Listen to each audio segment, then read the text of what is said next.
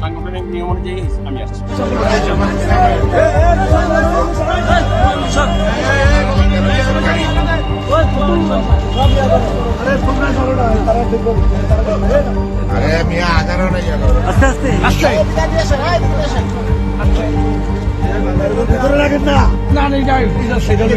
আশা মানে স্বাভাবিক না অস্বাভাবিক তো আমি বলছি ভাই আপনি চেতেন না, আপনার মুরব্বী মানুষ আপনি চেতেন না, আপনি চেতেন কেন? তো বলছে মরলে এখানেই মরবো, আপনার বাড়ি দামঘর, আপনি এখানে টাকা নিয়ে আসছেন, টাকা নিয়ে কেন আসলেন? তাকে প্রশ্ন করার পরে এলাকার যত নেতৃবৃন্দ ছিল, এলাকার যত লোক ছিল, প্রশাসন লোক আসছে, এলাকার লোক আসছে, আইসা তাকে বসে হাতে নাতে তার কাছে টাকা পাইছে, তারা গাড়ির ভিতরে হাতে নাতে টাকা পাইছে। পাওয়ার পরে প্রশাসনের এসিলেন, উনি আইসা ওনার জিম্মায় মানে থানায় নিয়ে গেছে।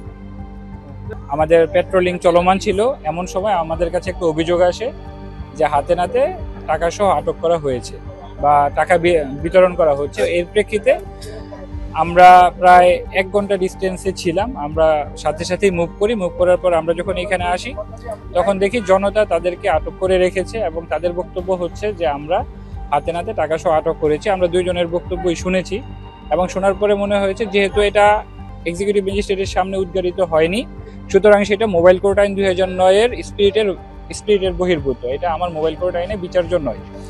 এবং যেটা মোবাইল কোর্ট আইনে বিচার্য নয় সেটা জুডিশিয়াল ইনকোয়ারি কমিটি কর্তৃক বিচার্য। সেই ক্ষেত্রে আপনাদের যারা জনতার অভিযোগের প্রেক্ষিতে এটা জুডিশিয়াল ইনকোয়ারি কমিটিতে এটার মানে বিচার্য বিষয়। সেক্ষেত্রে আমরা আপাতত গাড়িটাকে আমরা থানায় সুপর্দ করছি, পাশাপাশি যাকে আটক করা হয়েছে উনি পুলিশের হেফাজতে আছেন।